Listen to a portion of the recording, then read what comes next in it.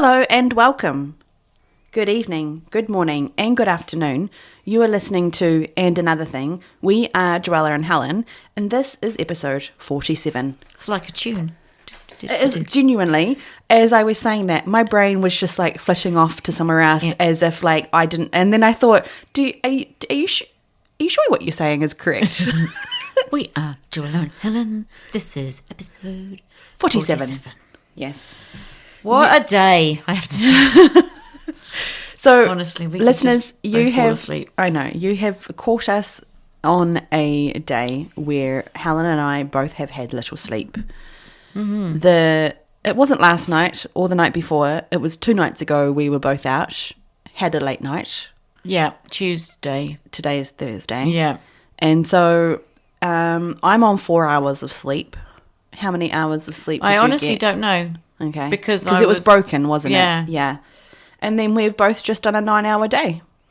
I do find that when I've got broken sleep, I have to put myself in some really weird positions to try. It's not just like cozy position. It's like one leg has to be over here and one arm, and I'm just so like agitated. But it feels good to be like stretched, and then I try and go to sleep. But it can't be cozy sleep. It just has to be like a weird. Do you find angry sleep? I guess. Do you find that when you wake up, you're back in like your regular position? Yeah, I'm not like You're not hand-fangled and no. arm out and leg out, leg hanging off the edge, head upside down, hanging off wherever. Okay, no. Interesting. Yeah, I get like I have to just twist and just I don't know what that is. So I don't know how much sleep I got. Okay.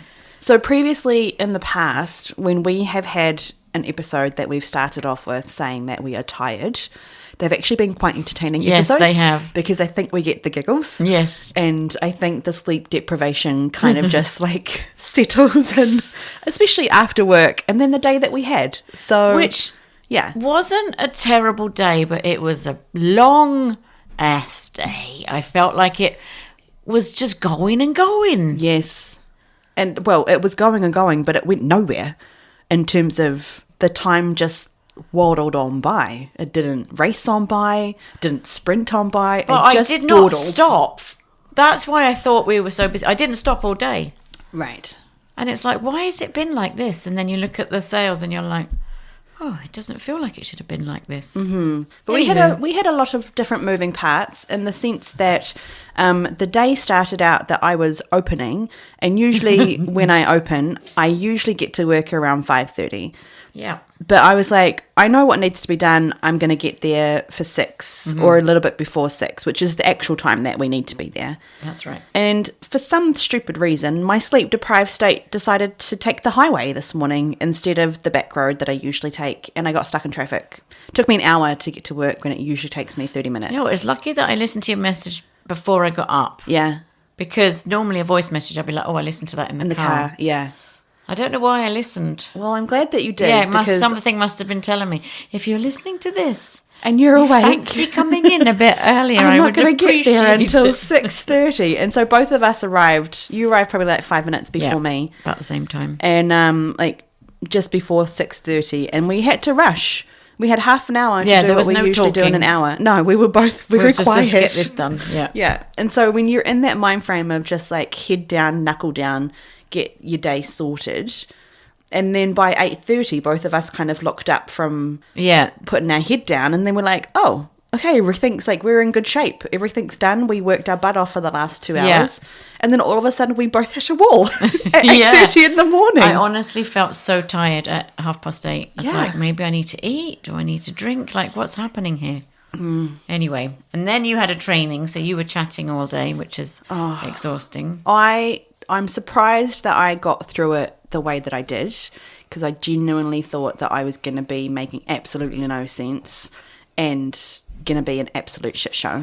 But I wasn't, maybe which was it's good. because, well, I didn't see any shit show happening, but I really wasn't next to you. But also it was a staff member that has been there a while, but is just training on a new area. Mm-hmm. So maybe that helped. It definitely did help, because I felt like I could leave him for a minute and know that if he needed to, he would go and serve somebody. Yeah. If he didn't know what to do. Exactly, yeah. And so even though we were on the coffee machine the entire day, it was very much okay, I know if I can leave him for a second, then he's going to like go and clear a table. Yeah, he's going to do something else. Whereas a new person, you can't really leave them because they kind of just stand there not knowing what to do with themselves. Which is horrible for them as well. It is. It must be awful. Yeah.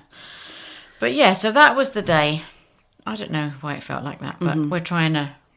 We've got a cup of tea. Yeah. We had a little rest. I have a question for you. I was thinking about this on the way home. Probably about 10 minutes before the both of us were leaving work today, an absolute downpour happened of rain. And we just kind of looked at it and we're like, yep, well, we'll try and wait it out, because sometimes rain here in Canada, when it's an absolute deluge, it comes, it leaves. And within about 10 minutes, over and done with. Yes. My question for you is, first of all, do you have clotheslines in the UK? Yes. Okay. This is what went into my mind, because you were telling the story of our neighbour across the road as a pub, and they had the umbrellas outside, and you saw the after effects of an umbrella having gotten loose because it was so windy and rainy, and then the staff member having to go and chase the umbrella down the street to get the umbrella back from the patio. Yeah. So it brought back this memory of when in New Zealand we have clotheslines.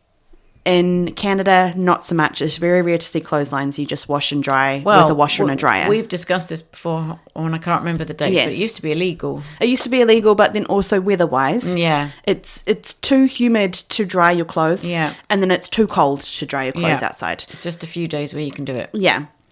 I remember, I just had like a flashback of the days of putting your washing out and then just pottering around at home, and then all of a sudden you hear the rain coming and you're like, oh, they're washing! Yeah, they're washing!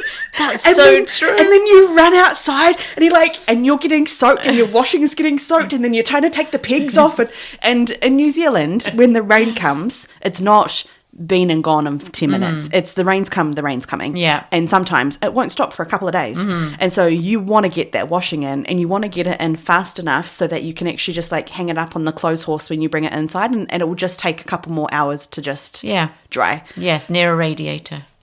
Do you have radiators? No. What do you have? What's your heating system? It used to be fires, so you'll have a fire in the house, like a wood-burning fire. And then modern day houses will have more of a heat pump situation. So air? Yeah. Like here? Yeah, but it's not central air. I would say that newer houses that are getting built now would probably have central heating. But otherwise, it's like an air conditioning unit that you put up in your house, like up on your wall, and it will pump heat instead of cold. It's called the heat pump. Okay. Because it's what it does. Yeah. Pumps heat. Because here it's air that comes through the floors, or if you're in a basement, it comes down on you. Like, because it comes through it's a venting system. Yeah. And then at home, it's radiators all the way. Because if you need to dry something quickly, you just hang it on the radiator. Ours was also... But that's not good for your house because of all the moisture. We had gas heaters. So, like, you know the gas heaters that were on wheels, and you could, like, bring it into a different room, and then you'd have to, like, you'd have a 1, 2, 3 setting, and then you'd have your gas bottle that was hooked up to it. No. You never had those? No. Okay. Oh, I would call them, like, gas jolly heater. Dangerous. I mean... We had oil it was heaters, if you left it, but not really. Like, it had 3 elements, so to speak, and you could put it down to 1, so then it would only have 1 element, kind of 1 burner burning, and then you put it up to 2 or 3, and then 3 would really get it cracking, and it would heat your room up in no time. Why are we talking about heating? Because I was thinking about the washing. Rain. Yeah, and I just had this like flashback to not the washing. Yeah, you've got to run and out, or you're out. Run out. Yes, and you're like, well, oh damn it, the washing. Yeah. And then you've got to go home, Done. and then you go and get your soaking washing. You're like, well, which is worse. You've got to put it back in the machine and do it on a spin. and get a spin out. And anyway, do you that's have a whirly bird? No. What is it? The roundy one? Yeah. Yes. Okay. Yeah. Well, I grew up with those ones. Yeah. With the roundy one. My nan back in the day would have the string across and then the big pole that goes up to hoist the string up. Oh. So that it was all waving in the wind. That's kind of cool. Right. Anyway. Anywho. That was my thought today while the rain was coming. Well, the rain came in under the door. It came some random spot through a wall today. Yep. That was just so much going on at the restaurant. So much, so quickly. The light went on, the light went off. Well, it was already on, then it went off. It flickered off twice. I was like, for a minute, we're like, oh, power cut? No power cut. We don't want a power cut when you're about to leave. No, because then you're sticking around. You have to stay. You're not leaving for another hour or two. Okay, I've got to go back to the last episode. Okay. And we were talking about cycling proficiency. The test that you have to do in England where you drive around. Oh, right. And just as using a bicycle. Yeah. Okay. And you said to me, what happens if you don't pass? And I went, oh, you're a loser. Remember? Yes, because it made me laugh. Yeah, so this is even better. Okay. My sister messaged me because she remembers everything. And I actually quite scarily don't remember a lot of details, which I don't like, but my sister's reminded me. Okay. She said... Didn't Dad forge a certificate for you because you didn't pass? I seem to remember it something like that. And as soon as she said it, I'm like, oh, fuck. Yes, he did. So I was a loser. I didn't even... Bloody brilliant. So, yeah, he just forged one or... That's so good. Yeah.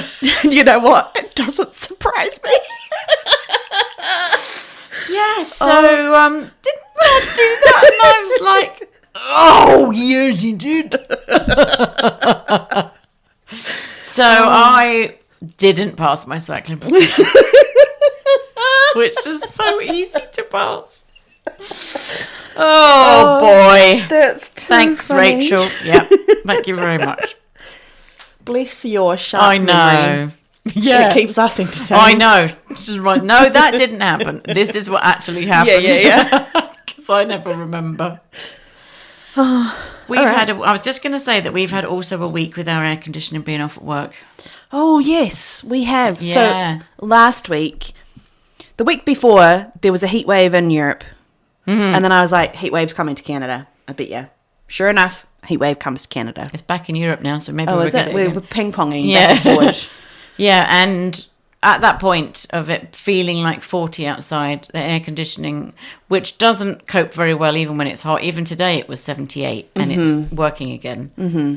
Fahrenheit. Yes. Oh my holy moly. I know there was nothing we could do about it, but it was off. It started to blank out on the Thursday. It was really hot. And then on the Friday, it was not on at all. Not on at all. The air was so still. And Friday was the hottest day of that week. I think it was at 36 or 38. Something and then like feels like 46, 48. I don't know how all of us did that day. Mm-hmm. When I got home, I just had a cool shower and then I just sat in air conditioning. I'm like, that's it. Mm-hmm. I'm just feeling absolutely exhausted and drained from working in that. Yeah. And I mean, I know people work in hot conditions, like in kitchens around the world and stuff and everything. Sure. But I was just like, when your eyelids feel like they're sweating, you know, like it's just everything was sticky and wet. Yeah. And everything had... The thing that pisses me off the most is condensation. Mm-hmm. So you get something out the fridge and put it down and then there's water there. And felt like there was water everywhere, just mopping and wiping up. And then you touch something like some crumbs, and because you're all sweaty, it sticks to you, and it's like sand. And I'm like, I'm getting so frustrated. And then you'd have to go to the washroom, and then you put things back on again, and you're like, this isn't comfortable anymore. It's all in the wrong spot. Because it doesn't fit in the right place. Oh, it was awful. Mm. And Saturday and Sunday were also very warm. Yeah. There was this one time when one of the kids comes around the corner and says, "Joe, do you have any Advil?" And I'm like, "Yes, I do. I am the Advil, Tylenol, paracetamol, ibuprofen person because I get headaches quite often. I have all the things from different strengths and weaknesses. Yeah, and different countries. In different countries. We're like an old good Nurofen when one of us goes home. And I said, yeah, absolutely, here, have one. And then I said, have you drunk any water today? This is like 2:00 in the afternoon in 78 degree weather, which translates to about 27, 28 degrees. And also, we were in the kitchen together. She's like, oh, yeah, I've had 2 cups. Yeah, I've had at least 2 cups. 2 cups of water. Oh, boy, did I give her a piece of my mind. I was like, 2 cups of water. I'm getting you a glass of water right now with ice in it. You need to drink it. All we were doing that weekend was make sure you've got a drink, make sure you've got a drink. Hydrating There's ice cream, there's frozen grapes. Yes. You just knock Anything yourself out. Need. And our new neighbours brought round ice cream for us, and it was everyone was looking after us. But it's working hot. again now, but it's just normal hot now. Yeah. So anyway, that was our last week. And then this week, where did we go on Tuesday night? Alex Warren, our first concert, because we've boycotted. It's not our first concert. What was the first one? Ray was our first one. Oh, yeah. All right, first outdoor concert. Ray was indoor. It was our first outdoor concert, not mine. Oh. I went to Mumford & Sons. Oh, yeah. Oh, bloody hell. Right, we went to a concert. Alex Warren. It was our first Budweiser stage concert, which is now called whatever it's stupid gonna be name. Budweiser. It's going to be Budweiser for ages. For ages. Yes. And it was a good night. It was a very We don't good have night. any stories, but it was just a good night. Well, the story that we could tell is the fact that there were a lot of kids in this audience, and it was their first concert. Yeah. And it was wholesome in that fact. It was a very family kind of styled concert. Yeah. No, I didn't see much rowdiness going on. And usually we have some good drunken entertainment happening. I didn't see any. We were a bit later.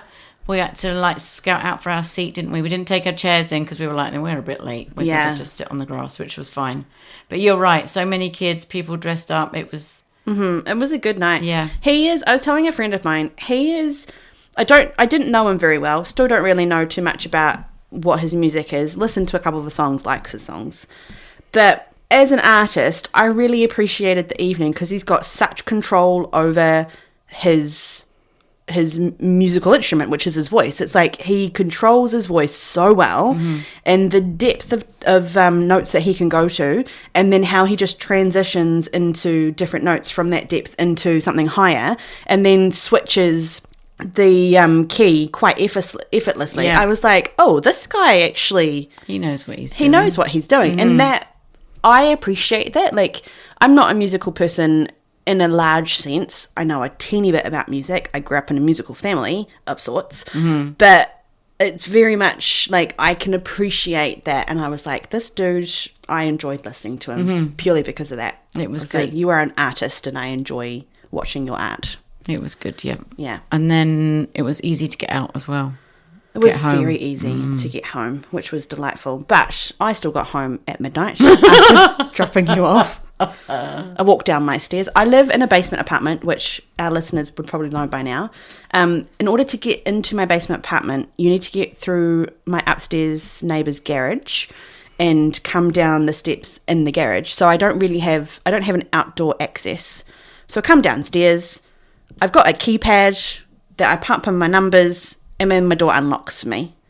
I touch my numbers, nothing happens. And I stand in front of my door at past midnight o'clock, and I'm like, crap. Already my brain is going to, okay, this is option B, this is option C, this is what I'm going to do if I can't get in my house. But I think I've got a window open, like an unlocked window. If you're wondering why didn't I just open it with a key, I don't have a key. No, we're going to get that. Yeah, and my upstairs neighbour has the key. It was past midnight. They were all asleep. I'm not knocking on their door to wake them up. I'd already had option B and option C in my mind of what I was going to do if I couldn't. So anyway, I get my phone light out. I go around to the front of the house where I know my bedroom window is. I crawl down into my bedroom window area. If you know what a basement window in Canada looks like, you've got to kind of crawl down into it. And then broke into my bedroom and crawled in through that way. I felt like a burglar. Backwards or frontwards? I went frontwards because I couldn't... It's too much like of a step down into the windowsill area on the outside. Yeah, I forget what those are called. They're for the storm or something there. Well, it's an emergency one. If there's a fire in the apartment, that's how I have to get out. No, I know, but that bit that you first of all had to step down into that bit where the metal is. I forget what they're called. It's a storm something or other. Yeah. So anyway, No, I went feet first. Also, because I know that I have a bunch of stuff on my windowsill. So to like take my Lego things aside, and then I got my 25 steps of you books. Still went head first. You said feet first a second ago. No, I went feet first. So you came first. In. Okay, yeah. Good. And then bum and then head. Yes. Yeah. So I kind of like because first of all you said head first. So okay. I'm imagining you like like I went down on a slide, diving in. That is even funnier because what happens if you like fall over? No, because I've got a stack of like 25 books next to my bed, and backwards is much easier, I would imagine. Yeah. So anyway, that was my excitement. I was like, I can't believe that at midnight I get home from a concert and I have to break into my house just to go to bed. Yeah, but now you have to lock the door because I'm scared because people can also break into your house. Yes. Anyway, that was fun. That's been our week. Yes. Nothing else happened in our week.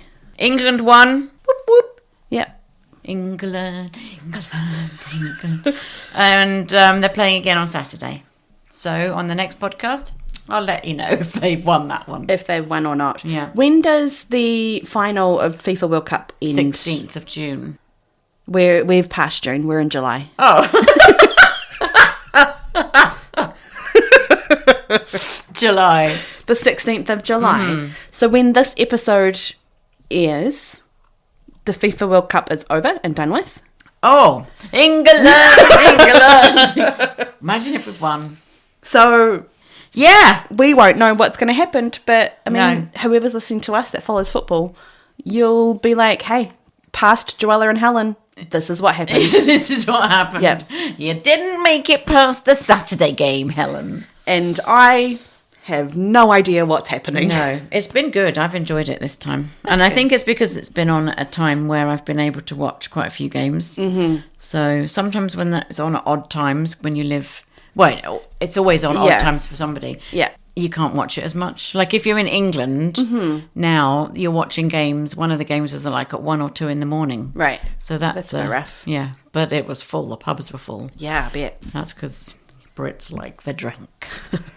All right. Well, that's us for this week. Like in terms of what we've done for the week. Thank you for listening. Not our podcast episode. Thanks for listening. We're going to go now. We will have a break. We will be right back.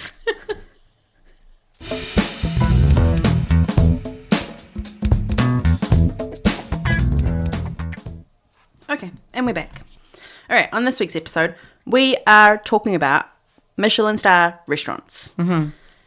As I was kind of like going through a few things in different websites and pulling out information about Michelin star restaurants, I was like, just as like a caveat, I wanted to add, we're not anybody's. We just look online to try and find these things. If you want to find out more information, go search it, because you can take our word for it, but also don't take our word for things.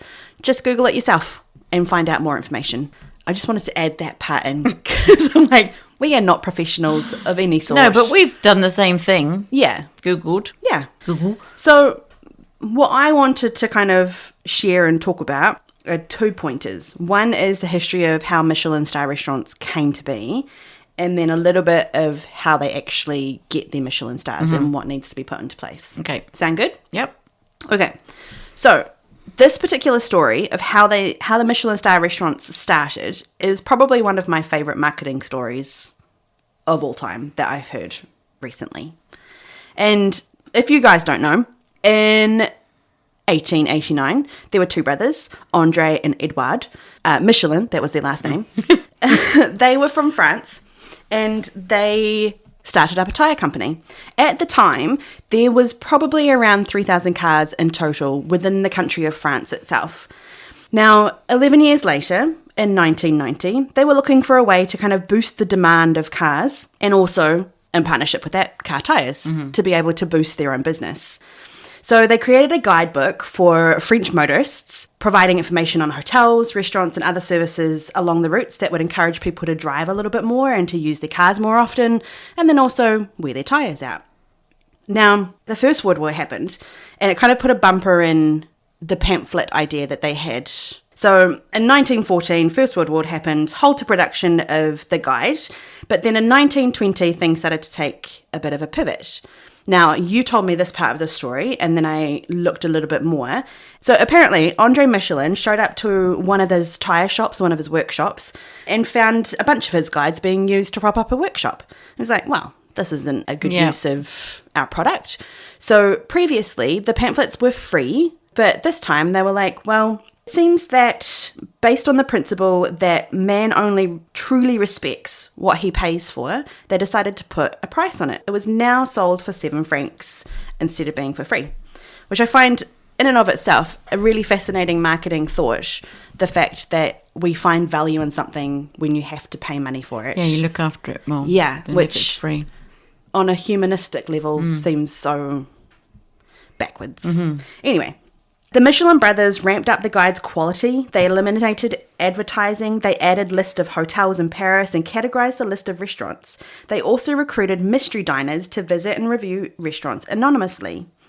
The rating system for the restaurants tied in a notion of distance, justifying the insuring and wear and tear of tyres, ensuring that people would buy more tyres. The star quality that they would give the restaurants were in regards to distance. So if you had a 1-star restaurant, it was very good and within a relatively easy proximity to get to. If you had a 2-star restaurant, it was excellent cooking and worth the detour. And if you had a 3-star restaurant, it was exceptional cuisine and worth the extra special journey to get to. So they basically designed this pamphlet and this way of traveling to produce more product for themselves, which I think is just brilliant. Yeah. But then also, by associating the Michelin brand with exceptional dining experiences worldwide, the tyre company successfully positioned itself as a symbol of quality and sophistication for themselves. And so I was just like, what a beautiful partnership of taking an automotive experience and then also a culinary experience and heightening both of them up together. And then my last fun fact that I have on the Michelin guide itself, like the pamphlet, it actually played a really unique role in the Second World War. So because it was so, like, basically a map of France, of all the different places that you could go to and find different places, the US government actually asked the Michelin Corporation for permission to reprint the last guide that was printed before the Second World War happened, because it contained detailed maps of France, and Allied forces carried them when they stormed the beach of Normandy as, like, an operation of how to get around the country, which I just think is, like, what a neat way of a piece of history being incorporated into another piece of history. So there you go. That's the story of how it started. How did it spread around the world? Do you know that? Like, how has it gone from France to be everywhere? I didn't do too much research within that, but going on to the next part of, like, how do you get a Michelin star? Today, there are 80, according to the Michelin Corporation, there are 80 inspectors responsible for covering different geographical areas, and their rotations change each year. So in the entire world, there's only... like health inspectors. Kind of, yeah. There's only 80 people who are actually authorized to be able to do these inspections and to be able to award a Michelin star of 1, 2 or 3. But they don't, I read that they don't do them by themselves. So if you're going to a restaurant and they think, I think this could get a Michelin star, there has to be other inspectors that go, and then they work out together whether this place does in fact get a star. Right. So they can't do it on their own. Yeah. What is really fascinating is it's basically wherever these 80 inspectors are sent. So you can't just have a random restaurant in the back blocks of Eketahuna in New Zealand, which is a little tiny town in the middle of nowhere, and have a restaurant and aim for a Michelin star, because there might not actually be a Michelin inspector within that area. Because you can't apply for one. You can't apply for one. No, you just get found. So it's not everywhere on the globe is represented. If a restaurant's not within the zone of where the guide itself covers, then they're not eligible for a Michelin star. No. So you actually can't gain one. No. Unless the inspectors inspect that particular area. So it's actually quite specific to certain parts. Even in the States, I think I read there's only like 5 cities that actually are covered within the Michelin star realm. Fun facts, only 137 restaurants in the entire world have 3 stars. Have 3. There are 2,817 restaurants in the world that have Michelin stars, whether it's 1 or 2, but only 137 restaurants have 3. Yeah. Which is incredible. Mm-hmm. So to kind of carry on, and then I'll wrap up information. To determine who receives an annual award, the Michelin Guide will first select a number of restaurants in a specific location to be inspected by anonymous reviewers called inspectors. The inspectors visit multiple times in different seasons and at different times of the day as well to be able to get a full spectrum of what this So maybe that's when holds. they use different ones. Maybe. Yeah. Inspectors write a comprehensive report about the total culinary experience, including the quality and presentation of the dishes, among other rating criteria. The group of Michelin inspectors will then meet to analyse the reports and discuss in depth which restaurants are worthy of having a Michelin star. Service and the decoration of the place doesn't determine whether you get a star. No, the main focus is obviously the food. Yeah, but then it said service and comfort are recognised separately. Mm-hmm. So I guess if they're advertising this, they're going to talk about the culinary experience and then say, and it has beautiful, like lights in the ceiling or whatever. Like then they'll paint a picture of the restaurant. So that is secondary to the... Yeah. And then also some of the research that I did find is that not all Michelin star restaurants are high-end expensive. No, which I really appreciated too. I'm like, okay, so you can maintain a sense of excellence within a culinary field and still have it accessible to your everyday person that might not afford that. It used to be very silver service, white tablecloth. Mm-hmm. But they have changed that quite a bit because I remember I said to you there was a a back street market stall in Hong Kong that got a 1 star. Yes. It since doesn't have it, but their basic noodle recipe that they did was so good and they got 1. Wow. And then people, I guess that's like going viral. Yeah. And loads of people would line up and get it. Yeah. So the rotation is 18 months. Mm-hmm. You get a staff or you get a Michelin rating for 18 months and then it gets reviewed. And you have to maintain that standard in order to maintain that star standard, or you don't and you lose it. Yeah. So it's a very fleeting thing, but it is definitely a recognised achievement, and with it so many different doors are opened for your business, and even if you're a chef, for your personal culinary experience too. The chef doesn't get it though, the restaurant gets it. The restaurant gets it, but if you're the chef that works in that restaurant, oh yes, you'll get recognised. What a thing on your resume to then say I've worked in a Michelin star restaurant. Yes, exactly. It opens way much more doors than if we go into a restaurant and say I've worked at the local cafe. Yeah, but they do include places like this, probably not our cafe, but there are cafes and smaller establishments now that are part of this. But I also acknowledged when I was reading it that these days, although it's a wonderful accomplishment and great thing to have one of these Michelin stars, you can also go very viral on social media. Like it's changing a little bit now. Yes. So, but being viral on social media is very short-lived. It is. There's only a certain point of how far it kind of takes let's you. Let's go. And then the next thing kind of comes along. Yes, exactly. Yeah. So that is a little bit different. You're not keeping that momentum going for 18 months. But there have been chefs that have asked to give it back, and asked not to have it. Now, and they all have to go back, the Michelin people, and decide whether you can't just say, no, I don't want it. They decide whether you're having it or not, and they have to review if you've asked not to have it. Well, I suppose that would be relatively easy, because not that you would want to lower your standards of your culinary food, but the intense quality of maintaining that high standard for those inspectors to be consistently coming at a different time of the day, a different season, a different time of the year, which is a different season, that kind of tracks.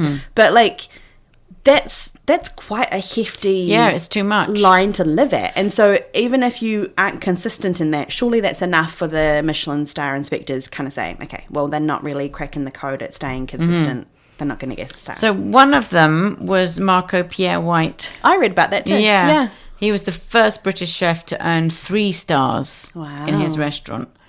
And he retired in 1999, but has often said that in interviews, he said he gave back his stars, no longer wanting to be judged, and he wanted to get his life back. Like, it was too much, too stressful. I wonder if it is. I would love to have a chat with somebody who works at a Michelin star restaurant to kind of say, what is it like, and is there a level of intense pressure to constantly live at that standard? There must be. Yeah.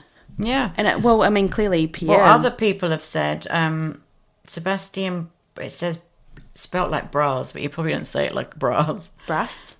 Probably, yeah. In 2017, he's asked Michelin to remove the 3-star restaurant from the guide. The pressure had been overwhelming for him. And then another lady said that getting a star was a curse because diners expected a more formal experience that she didn't want to provide anymore. She didn't. It's just too much. It must be so stressful to achieve the same. I know this is on a different scale, but when I used to work in England, there was this yearly check that you used to have. And you could, get a good score and you'd be like, oh, that's great. You can breathe. We've worked really hard. And then it comes on again and you're like, oh, I've got to do that. We've got to do it all again, or you've got to try and keep maintaining it. And it's so much pressure. And then if you drop the score, it's like, it's frustrating, It's just, and that's just a little bit of pressure. Yeah. Imagine trying to keep, or if you're a 3-star and then all of a sudden you're a 2-star, it must be so disappointing, even though you're doing the same. Yeah. Yeah. Sometimes you don't need that extra pressure. No. I would imagine. No. So one question I have for you. Have you ever been to a Michelin star restaurant? No, I had the same question for you. Oh, no, I have not. What I did kind of think about, though, is more the aspect of how marketing has the influence and the power to change so much of our lives without even recognizing it. I didn't know this story probably 10 years ago. This is a story that I have learned about within the last 5 years. And just that in itself, to know that this standard of culinary experience was originally designed as a marketing product for an entire company when cars were only just starting to become a thing in the world. Like, it just blew my mind that, one, marketing has that kind of power, and then also just how people have that kind of power. And now it's really got nothing to do with tyres, although they've got the name. Yeah. The name has been kept. Yeah. And but we have driven that. Like, we as humans drive that experiential need of, oh, we want the culinary experience, and oh yes, we will still go to, if you've got the money and you've got the accessibility to go a Michelin star restaurant, why not? Yeah. If that's who you are and you have the means, why the heck not? But yeah, I find it super fascinating that this is such a human experience that is created, whether we're aware of it or not. It seems it's too much. I probably will never go to a Michelin star restaurant. You would you never want to? I probably couldn't afford to. Like, if I know that we're saying that it's not all fancy hoity-toity, but it has to be a level of fancy. It's not just going to be a sandwich shop, is it? Where I can go and get a sandwich and soup and it's got a Michelin star and it's going to be good. Yeah.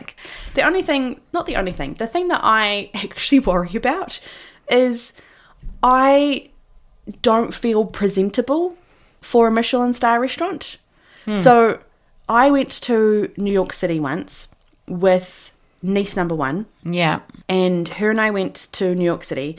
I took her through the plaza because I'm like, if you're here and you never come back to New York City again, you will love the plaza. Let's go in, let's have a look.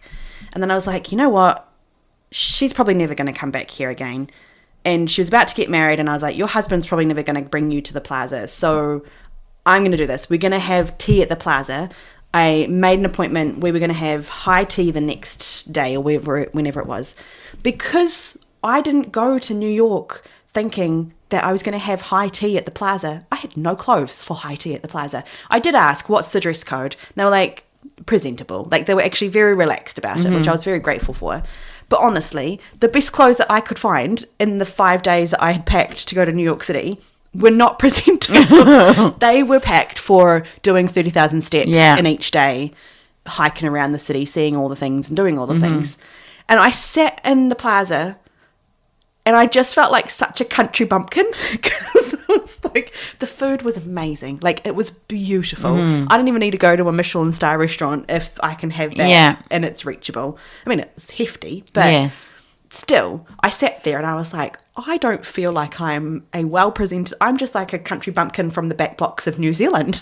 This is not who I'm born to be. Sometimes you can find restaurants that the food is so amazing and it doesn't have to be. It doesn't have to have a star outside. Sometimes I think that might be a bit too fancy for me. The Michelin star aspect. That's what I have wondered too, of have we created a unreachable thing for so many people, and yet your nan could probably make the best lasagna you've ever tasted in your whole entire life, and you don't need one from a Michelin star restaurant to be able to be fulfilled.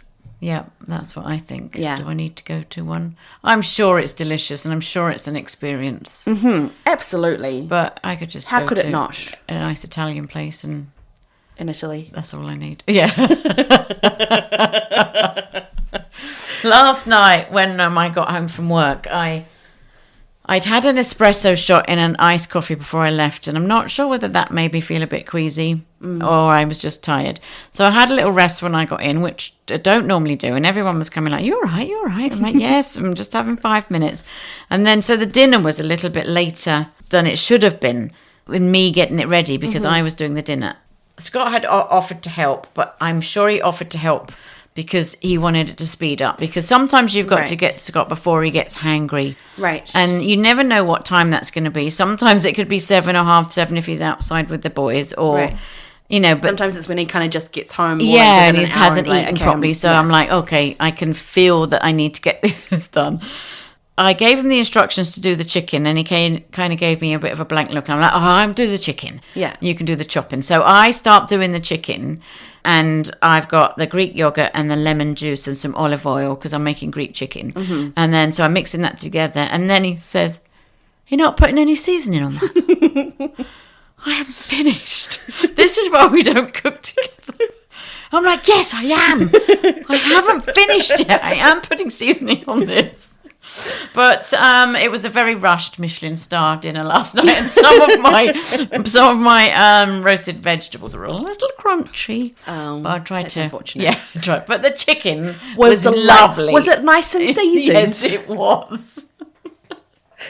One of the things that I think about in life of my childhood, and I wonder, you know, those things where you think, well, I could have. It was kind of reachable, but it was the dream that never happened. You know, like one of those where you're like, it could have actually happened if I wanted it to, but I never did, and it just kind of fell flat. So did you ever hear of MasterChef, the TV show? Yes, of course. I love MasterChef. So I grew up watching the Australian MasterChef. And with the blast chiller. Yeah, the blast chiller. And I would go to my friends Joe and Gary for dinner on a Friday night, and it would be me and them and their 2 kids, and we'd sit and we'd watch MasterChef. Thank you. I was like, but at the time, they were introducing kids MasterChef. Yeah. Now, because I grew up in a restaurant, and then I gained some pretty good skills as a kid, or like in teen years, I was pretty dang good with my cooking. And this is pre the world changing with cooking. I think things have really changed. But there was a point where the kids MasterChef kind of came on, and then it was kind of coming to New Zealand, and I was like, I could apply for that. And I could probably do that, because I'd sit there and I'd watch, and I'm like, that's going to, and then add a bit of, like that's who I mean, I'm not like that now. Yeah. I can cook a fine meal and it's good, but I'm not at that level. I've lost where the world has kind of come with trends. But every now and then I think to myself, what if I had you could have been using the blast chiller. I could have been using the blast chiller. I can't, when I've watched MasterChefs from England and then the MasterChef here, and then when I found the MasterChef from Australia, I just loved it, and I don't know why I just loved it. It's because the 3 judges That were good. Don't even ask me what their names were. No. Right now, I can't tell you. But 2 of them had the same names. Like they shared the same name. And then there was one other fella. Matt and someone else. Right. Yeah. They don't do it anymore. No, they don't do it anymore. They've got different judges. But those 3 together, their dynamic made that particular show super special. And they were very lovely. Yes. It wasn't a go out of your way to put you down because this is a cooking show and a cooking competition. This is we want to build you up as a character of a person and the skill set that you have. And this is not the best, but this is the reason why, and this is how you can grow from it. Yeah. Or this is amazing, you've blown us away. Yeah. Well done for reaching beyond what so everyone's either way, thought. you would go back and say, this isn't your best work today. Yeah. You could have, like maybe but they give you some advice. Yeah. And you go away being disappointed, but then taking something with you. Mm-hmm. But I liked watching them. But, oh, God, the amount of times they did use that blast chiller. I'd never heard of a blast chiller before. I hadn't either until MasterChef brought it, and I was like, this is freaking amazing. Yeah. Can anyone in a household have a blast chiller? And they would say, I've got to go and put it in the blast chiller. And I'd wait for the blast chiller bit. Everything would go in the blast chiller. Oh, dear. That's got nothing to do with Michelin star restaurants, we've moved but on that was just from like my chicken and my Michelin star. Yeah. I should have said, it just goes what on to stars cooking. are you going to give me for my dinner tonight? Do you really want to have yourself rated? No. No, just be grateful I cooked the damn food. Exactly. Eat what's in front of you. Crunch that carrot that's not quite cooked through.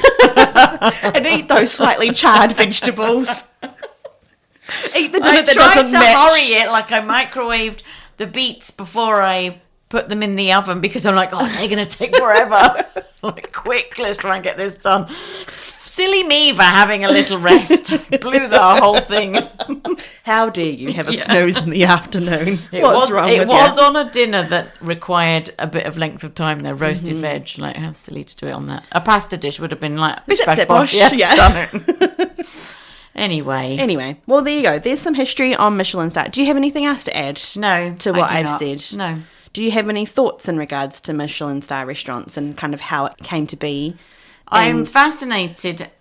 Well, it's quite impressive how it started in one country as just a little to be like in this like it's grown in the world. It's obviously not everywhere in the world. Yeah, that's quite remarkable from its humble beginnings. Yeah, I kind of like that idea, but I don't like the idea of all of that. You're going to a Michelin star restaurant and all those people in the back. I just feel like the poor people are just so stressed all the time that it's got to deliver. Like, can you leave a review for I went to this Michelin star restaurant and this was shit. Like I couldn't. I do wonder too, because we've talked a lot about how it would be stressful and the bad parts of that. On the flip side, I wonder if it's a master at his craft. Yeah. And how the artist is just like in his element. And maybe it is like that for some people because clearly chefs are doing it. Yeah, exactly. And clearly they're still doing it. Yeah. So clearly there is still a standard that some people want to aim towards and they still want to live in it because they're out there. Yeah. And these restaurants still survive. So there's still an element of I want to strive to be there. Imagine getting and it to live in It it. must be so exciting. But Yeah. I must be down the negative Nelly route. My British negative Nelliness. Like, I just but think also that it's a curse. Us. Yeah. That's from our perspective of just lowly nobodies who look upwards and think, that's a whole lot of hard work up the top there. Let's just stay down the bottom. But maybe up the top, they're just thinking, I am living my best life in this moment. I do wonder if it's got a lifespan. Just restaurant life in general, it has a lifespan. Whether you're working in cafe life or whether you're working in high Michelin star restaurant, it's hard on your body. We've talked about it before. It's hard on your social life. We talked about that before. It's hard in general. So I wonder how long the span of a Michelin star chef. Yeah, and I wonder lasts. if you ask somebody that has worked in that restaurant when they're older and they've got grandkids, and they're like, "Is there anything that you regret?" Staying in a Michelin star, like it's killed me, it's done this, or the opposite. Yeah. Or this is the food that I now make for my grandkids, and now my grandkids, whenever you ask them what's your favorite meal, oh, it's my nanny's dish this, and it's my pop's dish this, and it's what they used to make in a Michelin star restaurant. Oh yeah, you could bring your grandpa to show and tell. Absolutely. Look at him. People, you know those like what's your favorite meal, what's your last meal kind of questions. My answer is always a particular meal that my mum made in the restaurant. It was one of the easiest things. It was the thing that I prepped all the time. It's just fantastic. It's so simple, but it's all the flavors combined. It's delicious. And whenever someone asks, pick a favorite menu, like meal off the bat, go right now. That's the thing that I turn to. So, you know, I can never there's pick something a in favorite. that. I can never pick a favorite. To be fair, we have done this before though, of what was your favorite something, and both of us were tied back to a memory and a connection of someone in our past or someone in our family. Dinners, probably. Yeah. Anyway. Let's not go down that road again. Yes. But it's just how food kind of connects us. Yeah. How did it all come from? A tyre company. Yeah. And a little tyre man. Well, he's not so little. He's the Michelin man. He's a weird logo. Yeah. Yeah. Anyway, okay, we'll take a quick break. Thank you very much for listening to that particular story. We'll be right back. Maybe every time we'll go take a break, I'll just say, okay, and that's us for next week. And we'll be back. Be like, oh, that's confusing.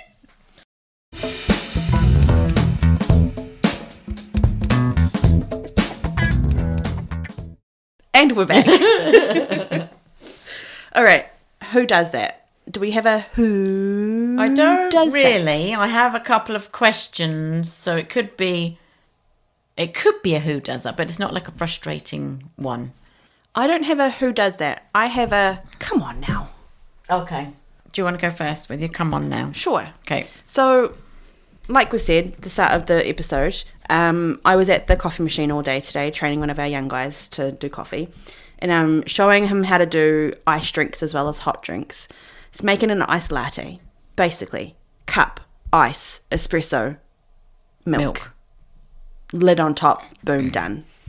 Making it, and I'm like, okay, so you got your ice in your cup, pour in your milk. I like to put my espresso shot over top because it kind of just like bleeds down and makes really fun colours. And milk's in the cup. Old Tim across the way, he's looking at us. He's like, I didn't want any sweetener. Mate, yep, I know. He's like, yeah, but don't put any sweetener in it. I'm like, I'm not putting any sweetener in it. And he's like, well, what's that? And I'm like, that's espresso. It's going in your coffee to make your iced latte. Yeah, I know why that's happened. And he's like, oh, okay then. And so I said to our young fella, I'm like, okay, carry on. And then pops the lid on. And Tim was great, you know, like old mate Tim, he was like, oh, you'll be doing this as quick as anything in no time, young fella. And off he went. Like, he was kind in that kind of, but I'm just standing there and I'm like, come on, old mate, just like mind your own business. And also, that's a lot of syrup that you'd be putting in, because we put our iced espresso in syrup bottles. Old syrup bottles. Yeah. Actually, I hadn't even clicked onto that. That's because somebody said to me, I don't want chai. And I'm like, thinking, what are you talking about? I'm like, this isn't chai. And then I'm like, oh. It's because you see the label on the bottle, but we are reusing the bottle with cold espresso in there. That probably tracks, but I did just feel like saying to Tim, just calm your farm, mate. Yeah. And also, how do you know that this is for you? It's like the age-old videos that anyone will see. It's like, I didn't want a cold one. Okay. I wanted a hot one. Well, then this clearly isn't yours. Anyway. On Saturday, we had the cyclists in. Mm-hmm. On Saturday, when it was 100 degrees, and I had worked the day before when it was more than 100 degrees. I didn't have much patience on Saturday at the beginning of the day. You didn't. And then... Did you not? The cyclists were coming in, and, you know, that's just a bit irritating. But the guy at the front of the POS, he asked for cold coffee. Mm-hmm. We didn't hear. He also had an accent, so there was a little bit of miscommunication. So I handed him 2 small hot coffees. Right. Because we thought he'd said small. And he lifted them up and could feel the heat through the cups and went, are these hot? Yes. Yes, they're hot. Well, I wanted cold. And I said, you wanted cold coffee? And then I was like, oh, iced coffee. And I'm like, that is one of my questions for you. Yeah. Do you say cold or iced? Like, that's the first person that I've had that has said cold coffee. I would never ask for a cold coffee. No. I would ask for an iced coffee because a cold coffee implies that a coffee has been sitting there. It once was hot, and now it's cold. But an iced coffee is an intentional purpose of putting coffee over ice. Yeah. It was just weird. I was just like, oh, absolutely, I can do that for you. But then he's like, and I wanted milk. And I'm like, and the milk is there. At the same time, I was making a lemonade and I put the syrup in for the lemonade because we have a flavoured lemonade. And then instead of putting lemonade in over the top, I put milk in. I'm like, oh, you told me about that. This day. And at that point, my boss came in and he's like, you all right, Helen? I'm like, yes, I'm fine. I'm just dealing with these cyclists. He said, you don't look fine. Oh, goodness me. That wasn't my question for you, though. Okay. My question is, if there was one job you never wanted to do again and it would magically be done for you, what would it be at work? So within a cafe environment? Yes, where we are.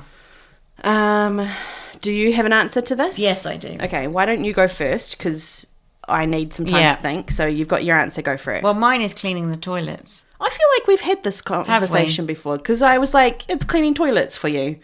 Yeah, there you go. It is cleaning toilets for me.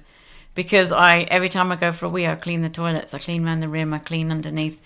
And I'm like, oh, how many times do I do this in a year? Yeah. Other people's piss off the toilet is what. Today, So gross. that's today I was like, lifted up the seat. And I'm like, oh, there's peel underneath. Like, I know I have peed under the seat bit before. Remember when I was at home? But I think I've told that story too. If you're a new listener and you're like, what? Helen was sitting on the toilet at home and she saw a spot on the tiles in front of her and was like, it needed a clean. I need to clean that tile. So you started to proceed to clean the tile while you were peeing and you leant too far forward and your pee went on like, the seat. My socks are wet and I'm like, oh God. So yeah, that happened. All right, we have to pause it. I've got a work phone call coming in. Okay. All right. Work phone call has been answered and dealt with. They did get a power cut. Yeah. we did we mention that at the beginning? Yeah, we did. Okay. Yeah, how it would have been awful. Yes. Oh yeah. Just trying to leave. Yeah. It is still awful now because they got to try and close with no lights. Yeah. Anyway, so we were talking about what is the job that I don't. If I could never do it, what would it be? Okay, I'm going to go with this just because it's the only answer that's kind of coming to me at the moment. It might be something different at a later date, but for right now, it's clearing plates and taking plates out to the back that have uneaten food, but not just like cleanly uneaten food, like when somebody's eaten it and put it back on their plate, or when it's like been mushed together, like when it's just... and your finger has gone in something and you're like, oh my goodness, that's disgusting. Like just that sense of grossness to clean somebody else's table up and then to have to go back to the dish area and then to like scrape all of that crap out of the plates. And there's a point where you're doing all of this and it's just like, you've got to just suck up the fact that your hands are gross.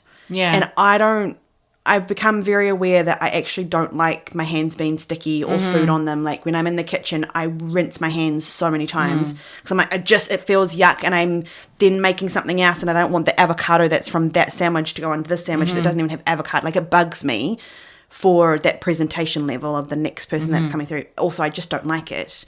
And so I'm like, just to have... That's a great one, because can you imagine going to every table and just having plates ready to piled up, stacked... You just can grab them. I don't care if they're not piled up. I love it when they are. Yeah. But if there isn't like sometimes it's actually kind of nice. Food that's still on a fork, like yeah. What are you doing? Just eat. Why did you put it on the fork if you weren't going to eat it? The napkin over top of the food. Yeah, for the love of all, Pete, I don't understand why you put a napkin over top of the food. I'm like, you know what it normally is? It's normally goat cheese that they've scooped off of. Oh, no, what I found is that it's lots of food that they don't want to eat. You don't have to be embarrassed. Don't hide, because I'm like, what's going to be under that napkin? Yeah. It's such an awful feeling. It is gross. Basically, if nobody else if I don't have to clear up other people's food, that have not been eaten, that'd be delightful. I remember once, I have to go back to my toilets for a minute, but the owner said that he didn't want us to empty the garbage bags every day if they weren't full, which is fair. Yeah. Just push them down. And I'm like, I'm not pushing them down with my hands. I'm like, you don't know what's in that garbage. No. Like, that's not happening. I use my foot. So I hoik my foot up. Yeah. One day you're going to find me spread-eagled in the bathroom where I've got my foot caught on the bin. Do you know what I do? I realised I don't even do either of those things. I will get the outside of the bag, because the bag has wrapped itself around the outside of the rim of whatever garbage bin it is.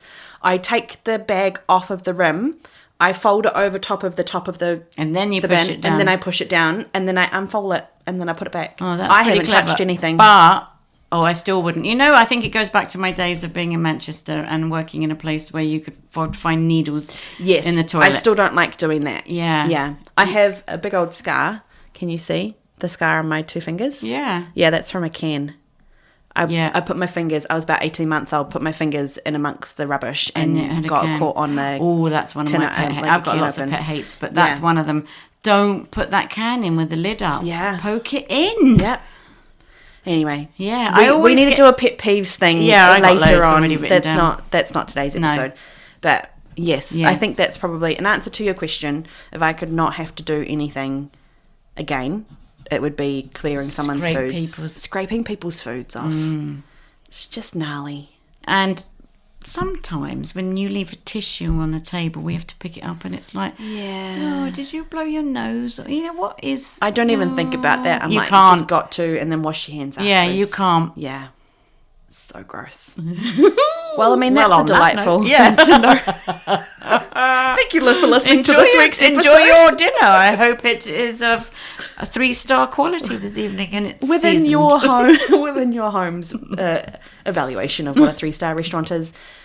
Anyway. My 3-star dinner when I get in tonight is beans on toast. Nice. Yeah, baked beans on toast. I think I got enough points left for a bit of cheese. Nice. I'm counting points again. Yeah. We ate about 10 points in flies when we were at Alex Warren, didn't we? There were so many like gnat flies flying around, and you were like, but there always is. I think I've just eaten one, and I think I've just snorted one.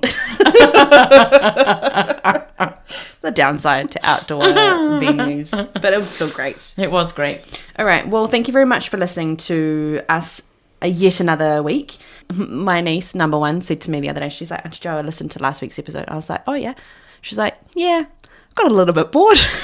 I was like, well, at least you're honest. She's like, well, no, like, it's just, I liked the one beforehand. That was really good. I kind of just found myself just like daydreaming halfway through the episode. And she's like, I don't usually daydream through episodes. So niece number one, I hope that this one's a little bit more entertaining for you. Niece number one is going to be daydreaming through Michelin. Yeah. Why? Sorry. Why? They're just going to be bored again because we're just talking about... No, but it's interesting. It is. She said, I think because I know what you do.